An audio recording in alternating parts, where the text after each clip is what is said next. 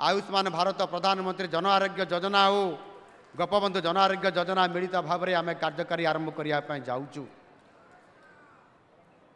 यही किछि मात्र गोटे 2 सप्ताह भितर ये कार्यक्रम आरंभ होगापी जाऊँगी। अर्थात जो आयुष्मान कार्ड बा हेल्थ कार्ड कह जाऊँगी ताकू समस्तंकर पाखरे पहुँचाई दिज्व आउ कार्यकारी करा आउ सेथिपाई 3 कोटी सारा ओडिशार 3 कोटी 52 लक्ष लोकंकु आमे ये आयुष्मान कार्ड समस्त को देबू जो थे 29,000 डाक्तरखाना रे सारा भारत वर्षर आगरे मात्र 900 थिला या पूर्वर गत सरकार करथिले 900 रु आमे सारा भारत वर्षर जेते प्राइवेट हॉस्पिटल अच्छी ओडिशार सरकारी प्राइवेट हॉस्पिटल समस्त को मिसाई 29,000 डाक्तरखाना रे चिकित्सा सेवा यह माध्यम आपण मानको मागणारे पुरुष मान 5 लाख महिला मान 10 लाख एवं परवर्ती पर्याय रे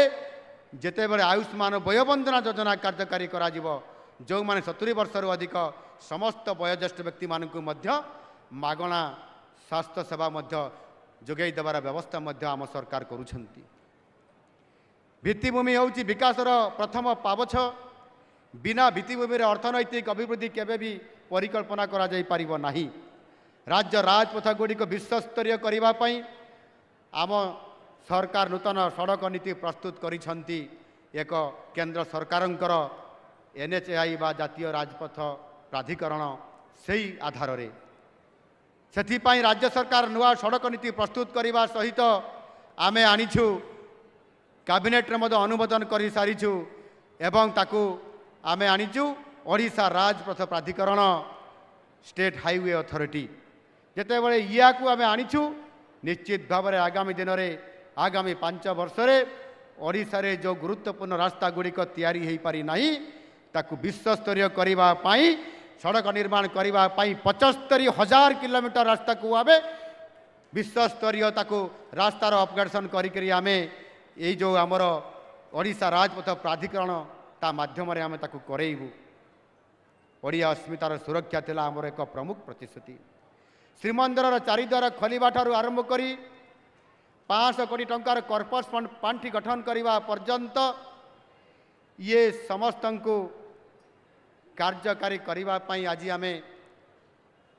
आमे निरंतर भाव में ताकू आरंभ कर सारीछु एवं सबुठारु बड़ कथा है जहाँ एठी आज ओडिशा दिवस अवसर रे सबुठारु बड़ प्राथमिकता आमर है ओडिया भाषा और संस्कृति एवं सर्वोपरि आमे ओडिया अस्मितार कथा आज कहउछंती।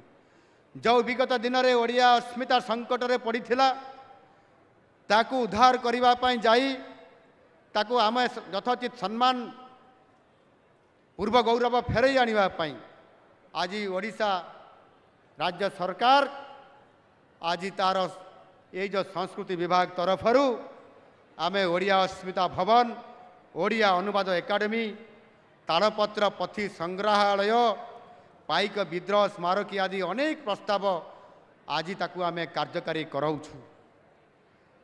बालीजात्रा जे कि आमर ऐतिह्य ओडिया संस्कृतिर आमर ऐतिह्य एवं तार सहित पश्चिम ओडिशार धनुजात्रा ये भी आमर गोटे ऐतिह्य यही बड़ी विराट और बड़ बड़ महोत्सव को आमे जातीय मान्यता पाई आज पदक्षेप आमे नौछु।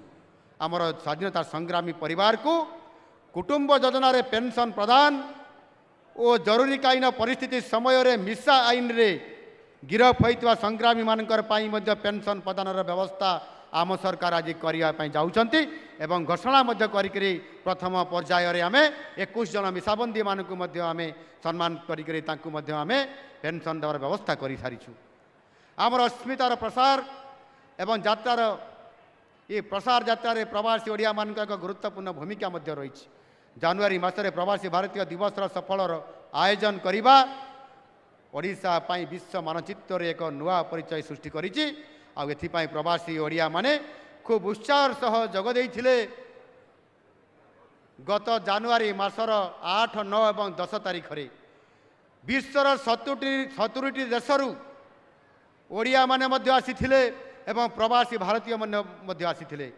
ସେମାନେ ଅତି ଖୁସି ଏବଂ ଆନନ୍ଦର ସହିତ ଓଡ଼ିଆ ଅସ୍ମିତାର ଓଡ଼ିଆ ସଂସ୍କୃତିର ଏଠି ଓଡ଼ିଆ ପର୍ବ ଓଡ଼ିଆ ସଂସ୍କୃତି ଓଡ଼ିଆର ସମସ୍ତ କାର୍ଯ୍ୟକ୍ରମକୁ ସେମାନେ ଏଠି ଆପଣେଇ ନେଇଥିଲେ।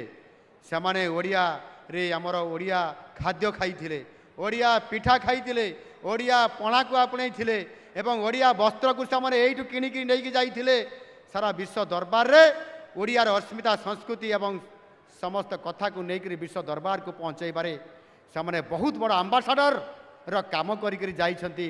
ଆମର ସେଇ ବିଶ୍ୱ ଦରବାରରେ ପ୍ରତିଷ୍ଠିତ ହୋଇଥିବା ବିଭିନ୍ନ ରାଷ୍ଟ୍ରରେ ଥିବା ଆମର ଓଡ଼ିଆ ଭାଇ ଭଉଣୀମାନେ ଆଉ ସେଥିପାଇଁ ସେହି ପ୍ରବାସୀ ଓଡ଼ିଆମାନଙ୍କର ସହିତ ସାଂସ୍କୃତିକ ସମ୍ପର୍କକୁ ଆହୁରି ସୁଦୃଢ଼ କରିବା ପାଇଁ ଆମ ସରକାର ନିଷ୍ପତ୍ତି ନେଇଛନ୍ତି। ପ୍ରବାସୀ ଓଡ଼ିଆ ଓ ସମ୍ପର୍କ ନାମକ ଏକ ନୂତନ ଯୋଜନା ଆଉ ତାକୁ କାର୍ଯ୍ୟକାରୀ କରିବା ପାଇଁ ଆରମ୍ଭ ମଧ୍ୟ କରିଛନ୍ତି। ଓଡ଼ିଶାର ବିକାଶ ଯାତ୍ରାରେ ସାମିଲ ହୋଇ ସେମାନଙ୍କର ଅମୂଲ୍ୟ ଅବଦାନ ରଖିବା ପାଇଁ ପ୍ରବାସୀ ଓଡ଼ିଆମାନେ ଆଜି ବେଶ ଆଗ୍ରହୀ ଅଛନ୍ତି। ଏହି ଉଦ୍ଦେଶ୍ୟରେ ଆମେ ଏକ ସ୍ୱତନ୍ତ୍ର ପ୍ରବାସୀ ଓଡ଼ିଆ ନୀତି ମଧ୍ୟ ପ୍ରସ୍ତୁତ କରୁଛୁ, ଯେଉଁଥିରେ କି ପ୍ରତି 2 ବର୍ଷରେ ପ୍ରବାସୀ ଓଡ଼ିଆ ଦିବସ ମଧ୍ୟ ପାଳନ କରାଯିବ। ସାରା ବିଶ୍ୱର ଯେତେ ଓଡ଼ିଆ ଥିବେ ସେମାନଙ୍କୁ ଆମେ ଇଏ ପ୍ରବାସୀ ଓଡ଼ିଆ ଦିବସ ମାଧ୍ୟମରେ ଏକତ୍ରିତ କରି ଓଡ଼ିଆର ଅସ୍ମିତା ସଂସ୍କୃତିକୁ ଏଇଠି ଆଣିକିରି ତାଙ୍କର ସହିତ ଇଏ କାର୍ଯ୍ୟକ୍ରମ ମାଧ୍ୟମରେ ପୁନର୍ବାର ସାରା ବିଶ୍ୱ ଦରବାରକୁ ପହଞ୍ଚାଇବା ପାଇଁ ଇଏ କାର୍ଯ୍ୟକ୍ରମ ଆମ ସରକାର ଆଜି ହାତକୁ ନେଉଛନ୍ତି। ବନ୍ଧୁଗଣ, ମା' ମାନେ ହେଉଛନ୍ତି ଆମ ଜନସଂଖ୍ୟାର ଅଧା। ମୁଁ ନିଶ୍ଚିତ ଭାବରେ ସେମାନଙ୍କର ପାଇଁ 2 ପଦ କଥା କହି ମୋର ବକ୍ତବ୍ୟକୁ ଶେଷ କରିବା ପାଇଁ ମୁଁ ଯିବି। ଆମର ସୁଭଦ୍ରା ଯୋଜନା ଆଜି ଏକ ଦିଗନ୍ତକାରୀ ଏକ ପଦକ୍ଷେପ ନିଆଯାଇଛି ମହିଳା ସଶକ୍ତିକରଣ କ୍ଷେତ୍ରରେ। ଆଜି 1 କୋଟିରୁ ଅଧିକ ମା'ମାନଙ୍କୁ ଆଜି ସଶକ୍ତିକରଣ କ୍ଷେତ୍ରରେ ଆଜି ମାର୍ଗ ପ୍ରସ୍ତୁତ କରି ଅର୍ଥନୈତିକ କ୍ଷେତ୍ରରେ ଆଗକୁ ଯିବା ପାଇଁ